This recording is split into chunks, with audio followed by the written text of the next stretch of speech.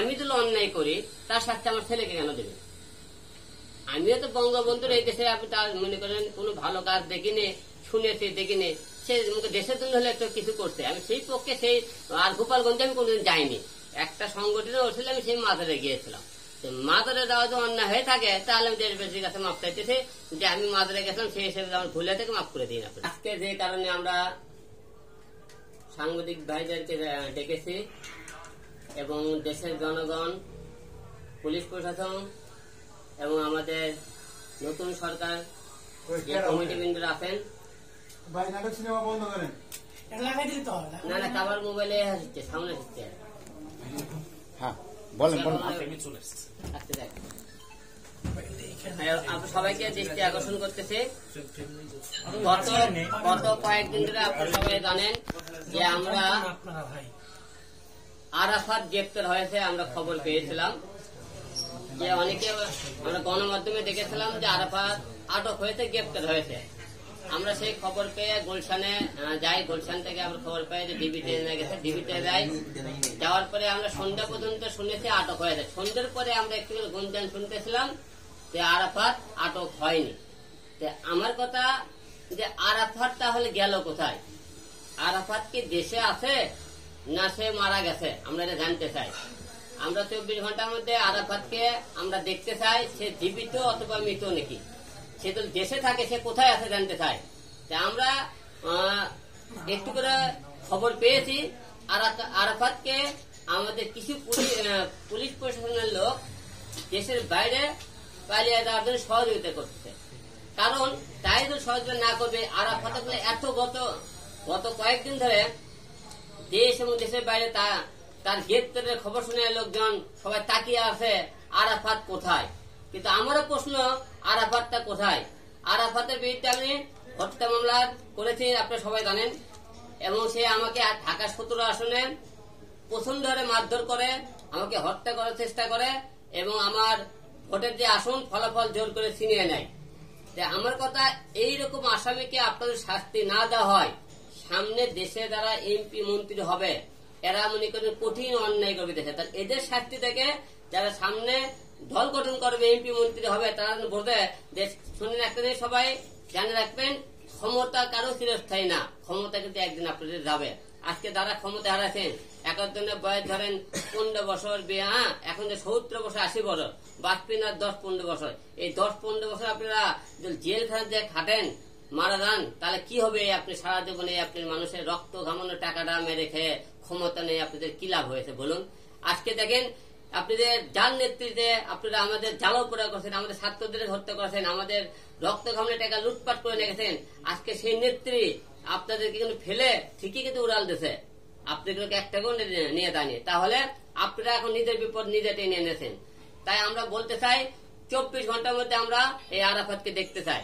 কারণ ভারত সরকার আমাদের এই দেশের বড় বড় রাজনীতিবিদ এমপি মন্ত্রীদেরকে পালানোর সুযোগ করার জন্য এই শেখ হাসিনা ভারতে দেয়, মোদিক দিয়ে পানি দেওয়া আছে বাংলাদেশে। পানি কি কারণে দেওয়া আছে? এদের দেশে যে বুড়ো এমপি মন্ত্রী গুলো আছে এরা বিমানে হাতে যাইতে পারবে না, এয়ারপোর্টে আটকাবে, এই জন্য পানি ছেড়ে দেওয়া হয়েছে, তারা নৌকোর পথে মাছ ধরতে ধরতে ভারতে চলে যায়। এই জন্য তারা বন্যের পানি দেশে ছেড়ে দিয়েছে। তা না হলে আপনারা এই দেশে হঠাৎ করে তারা বন্যা কেন দিল? আর আপনারা দেখছেন এই বন্যার পানি কিছু উদাহরণ, আমাদের সালমান সে নৌকো পথে যাওয়ার নিল, কয়েকদিন আগে দেখেন বিচারপতি মানিক সে সিলেটের নৌকার পথে বন্যার মধ্যে পালিয়ে যাওয়ার চেষ্টা করা হয়েছিল। তার মনে বোঝা যায় এই পানিটা পরিকল্পিত ভাবে ওরা আমাদের এই বাংলাদেশে দিয়েছে। তাই আপনারা বোঝেন আরাফাত জীবিতই থাকে, এত কিছুর পরে তাকে কেন গণমাধ্যম সামনে আনতেছে না? সে কোথায়? সে কি মারা গেল?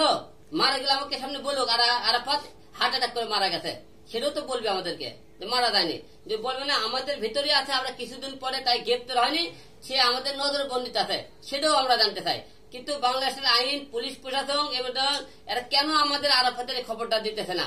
যে আরাফাতের খবর শোনার জন্য সারা বাংলাদেশ তাকে আছে, এই আরাফাত কোথায়? আমরা জানতে চাই আরাফাত কোথায় আছে, আর আমরা দৃষ্টান্তমূলক শাস্তি চাই, একে বের করে আনা হোক। সে কোন গর্তে আছে? সে কি আয়না ঘরে আছে না কোন ঘরে আছে সেটা আমরা জানতে চাই। আপনি আরাফাতের বিষয় নিয়ে ডিবিতে গিয়েছেন এবং সবাইকে মিষ্টি খাওয়াইছেন, সেটা আপনি নিশ্চিত না হলে কিভাবে ডিবিতে গেলেন এবং সবাইকে মিষ্টি বিতরণ করলেন? ভাই কেমন করে নিশ্চিত হবো না? সারা বাংলাদেশে গণবন্ধু যত টিভি মিডিয়া মনে করেন প্রিন্ট মিডিয়া সমস্ত লোকজন বলতেছে, নিউজ করেছেন আরাফাত আটক হয়েছে, আরাফাত মনে করেন বনানী তার বাড়ি গুলশান বাড়ি থাকে। তা আমরা এইরকম যে খবর জানতে পারি, এই যাবৎ জি করে আমরা নিউজ শুনেছি যে অমুক আটক করছে, অন্য আটক করেছে। তা আটক করার পরে কিন্তু আমরা 1 ঘন্টা পরে তারপর দেখেছি তারা ডিবিতে গিয়ে সকালবেলা আদালতে লেগেছে। তাহলে আমি কেমন করে বিশ্বাস করবো না যে আদালতে আরাফাত মনে করেন ধরা পড়েনি? আমরা অবশ্যই বিশ্বাস করেছি বলে কিন্তু আমি খবর শুনে বনানী থানাতে আপনি মিষ্টি নিয়ে গেলাম গুলশান থানার, তারপরে মিষ্টি নিয়ে গেলাম ডিবি অফিসে, যেখানে খুঁজে পাইছে খবর পেয়েছে আরাফাত এখানে আছে এখানে। তাহলে এক নজর দেখার জন্য গেছে আরাফাত সাহেব কোথায়, ওরা একটু মিষ্টি মুখ করে পচা ডিম মেরে আছে। কিন্তু মনে রাখা কোনো পুরো হয়নি, ডিম রাখছি, ওরা যেদিন মনে করে আদালত নিয়ে যাবে সেই দিন ডিম মারা হবে, ডিম নষ্ট হয়নি। কয় টাকার মিষ্টি খাওয়াইছে? অনেক টাকার মিষ্টি খাওয়াইছে এবং আমার ভক্তরা সারা বাংলাদেশে মিষ্টি খাওয়াইছে, আপনারা সবাই জানেন। এখন ভক্তরা করছে ভাই এত টাকা মিষ্টি খাওয়ালাম, আমাদের আসামি তো দেখি না। আমি কোনো চিন্তা করেন না, আসামি যেদিন মারা না দেয় তা অবশ্যই আপনার সামনে প্রেজেন্ট করা হবে, আর যদি মারা যায় তাও প্রেজেন্ট করা হবে। আপনাদের মিষ্টির টাকা কোনো টাইমে বিফলে যাবে না। ডিম যে মেরেছে, ডিম যে আপনি রেখেছেন পচা ডিম, সেটা আরাফাতের কোথায় মারবেন? ডিম রেখেছি, পচা ডিম আরো পচে যায়, যত দিন রাখবো আরো পচে যাবে, তাতে মারতে সুবিধা হবে, সমস্যা নেই। বাংলাদেশে পানি ছাড়লো কিন্তু প্রধানমন্ত্রী ভারতে গিয়ে পালালো সাবেক। আপনি কি চান কিনা যে প্রধানমন্ত্রী আবার বাংলাদেশে আসুক সাবেক? বাংলাদেশে আমরা মোদির কাছে ভালো মনে করে হাসিনা পাঠালাম, আর হাসিনা মোদি কি করলো, আমাদের দেশে পানি পাঠালো, হাসিনা নিয়ে পানি দিল, একটা নিল একটা দিল। হ্যাঁ, কাজটাকে ঠিক করলো?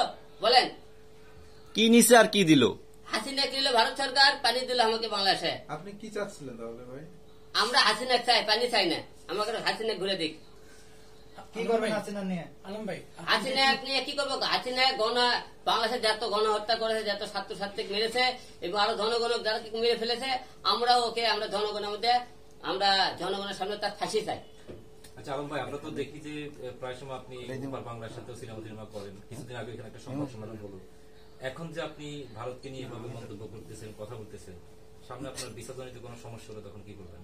আরে রাকেট ভিসে ভারত সরকার না দিবে, নালে না দিবে, দামো না ইন্ডিয়াতে, আর দুবাই দামো, সিঙ্গাপুর দামো, লন্ডন দামো, আমেরিকা দামো, দেশকে একটা দিকে বাংলাদেশে। ওই ভারত সরকার ভিসা না দিলে কি হবে? ভারতের সিনেমা না করলে আমাদের কি হবে? আমরা নিজের দেশলে ভাবেন, সব করে দিলে আপনি 7 তুলে চলাফেরা করেন, তার দেশের রাজনীতি করেন কেন? দেশলে ভাবেন কেন? আপনি নিজের চিন্তা করেন, তাহলে মনে করেন হলে তো দেশলে ভাবার দরকার নাই, তার রাজনীতির দরকার নাই। যেহেতু সিনেমার প্রসঙ্গ আসছে, একটা প্রশ্ন করি। আমরা দেখলাম যে 2টা সিনেমা মুক্তির কথা শুনছি, আরাফাতের 4 বউ, আরেকটা হচ্ছে ডিবি হারুনের কি জানি। আরাফাতের 4 বউ আমরা একটা মুভি বানাইতেছি, আর ডিবি হারুনের মাস্তান হারুন। আরাফাতের মনে করেন 4টে বউ আমরা যে শুনেছিলাম, আমরা পেপার পত্রিকায় দেখেছি অনেক জায়গা 4 বউ। এর আগে আমরা 4 সতীনের ঘর সিনেমা দেখছিলাম, আমরা এই জন্য 4 বউ বানাবো। আর মাস্তান হারুন যেটা বানাতেছি ফুল অ্যাকশন মনে করেন থ্রিলার টাইপের গল্প, যে হারুনের যে মাস্তানি যে ক্যাটাগরি দেখাইছে এই সিনেমাতে সেগুলো তুলে ধরা হবে। আচ্ছা, যদি হারুনের সিনেমাটা আপনি করেন তো সেখানে তো একটা অংশে আপনিও থেকে যান, আমি ওটার মধ্যে হিরো ক্যারেক্টার করবো, আর হারুনের যে ক্যারেক্টার সেটা আরেকজন মনে করেন মিশা ভাই লাগলে এরকম একটা যে কোনো একটা আর্টিস্ট নেওয়া হবে।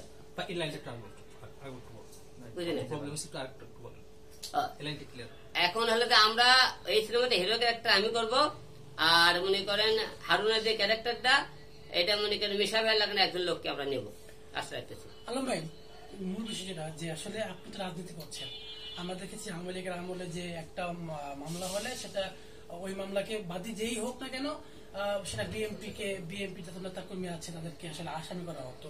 সেম আমরা এখন এই পর্যায়ে এসে যেহেতু আমরা নতুন সরকার গঠন করা হয়েছে সেখানে এসে দেখলাম যে একই কাহিনী, বাদী যেই হোক গজ পাতা কিছু আসামি করা হচ্ছে আসলে সবাইকে ঢালাও ভাবে শেখ হাসিনা থেকে শুরু করে সবাই এখানে আসামি হচ্ছে। আসলে এই ব্যাপারটা যেহেতু আপনি রাজনীতি করবেন বা আপনি এটা আশ্বাস দিয়েছেন, সেই জায়গা থেকে কি মনে হয় আসলে এই মামলাগুলোকে আপনার মতে?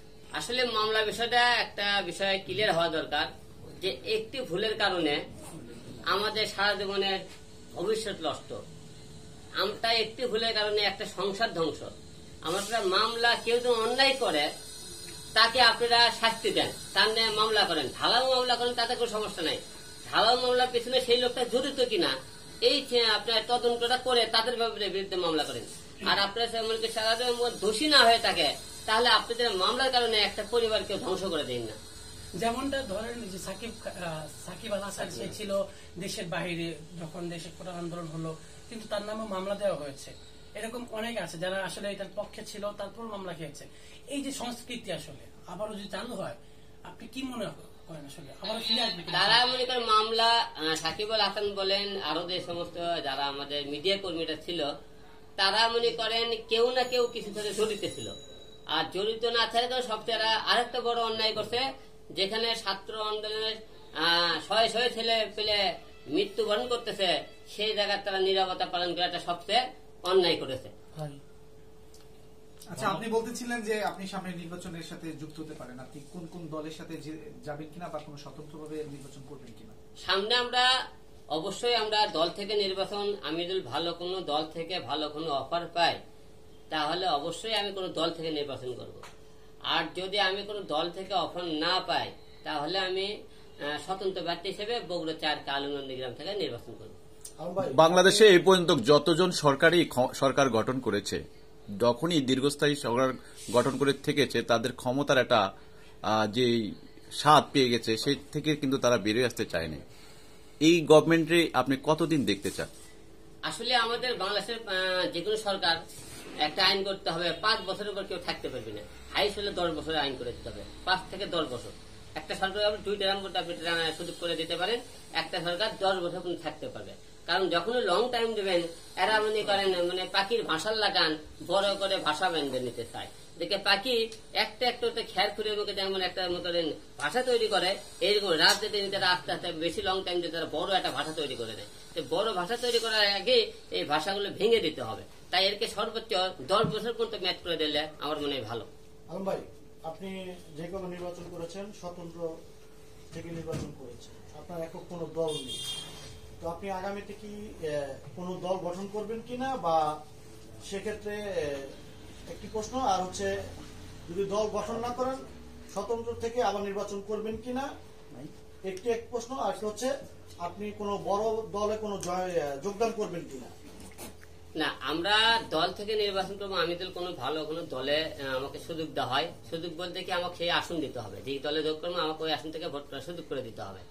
যদি দেয় তাহলে মনে করি আমি কোনো দল থেকে নির্বাচন করব, আর তা যদি না দিলে আমি বগুড়া 4 কালুনন্দীগ্রাম থেকে স্বতন্ত্র প্রার্থী হিসেবে নির্বাচন করব এককভাবে। আচ্ছা, আপনি বড় দল বলতেছেন, এখন তো আসলে বাংলাদেশে একটা দল তো অনেকে, আপনি কিছুক্ষণ আগে নিষিদ্ধের একটা দাবি করলেন। আওয়ামী লীগ থেকে তো যায়নি, আওয়ামী লীগ দল তো নিষিদ্ধ, ওই দল থেকে এখন আছে হচ্ছে বিএনপি বা জামাতে ইসলামী বা জাতীয় পার্টি, এগুলোই তো। এদের মধ্যে আপনার পছন্দের দল আসলে কোনটা? কাদেরকে আপনি আগায় রাখবেন? আসলে এই বিষয়টা রাজনীতি যেহেতু দলে এখন পর্যন্ত অনেক করে দলের সাথে আমার যোগাযোগ কথা চলতেছে, আমি এর মধ্যে নাম বলতে চাইতেছি না, যেহেতু নির্বাচনে এখনো কোনো আমরা জানি না, নির্বাচন 6 মাসে হবে কি 1 বছর হবে কিনা আমরা জানি না। তো এত টাইমে মনে আমার এখনো যেহেতু অনেক সময় আছে আমার নিজেকে গোছানোর, তারপর দল গোছানোর, তারপরে নয় নির্বাচনের কথাটা বলি, মানে এখনো অনেক সময় আছে। পছন্দের দল আছে কিনা? পছন্দের দল তো অবশ্যই আছে, কিন্তু এখন বলবো না আপনাদেরকে, ঠিক আছে? আপনার কিন্তু আপনার নামের সাথে কিন্তু আওয়ামী লীগের একটি ট্যাগ লাগানো আছে, যেহেতু আপনি বঙ্গবন্ধুর মাজারে গিয়েছিলেন। আমরা তো বঙ্গবন্ধু মাজারে গেছি, আমি শহীদ জিয়াউর রহমান মাজারে গিয়েছি। মাজারে যাওয়াতে কোনো দোষ নেই, কারণ অন্যায় দল করে মনে করেন আমি যদি অন্যায় করি তার সাথে আমার ছেলেকে কেন দেবে? আমিও তো বঙ্গবন্ধুর এই দেশে আপনি তার মনে করেন কোনো ভালো কাজ দেখিনি, শুনেছি দেখিনি, সে দেশের জন্য হলে একটা কিছু করছে, আমি সেই পক্ষে সেই আর গোপালগঞ্জে আমি কোনোদিন যাইনি।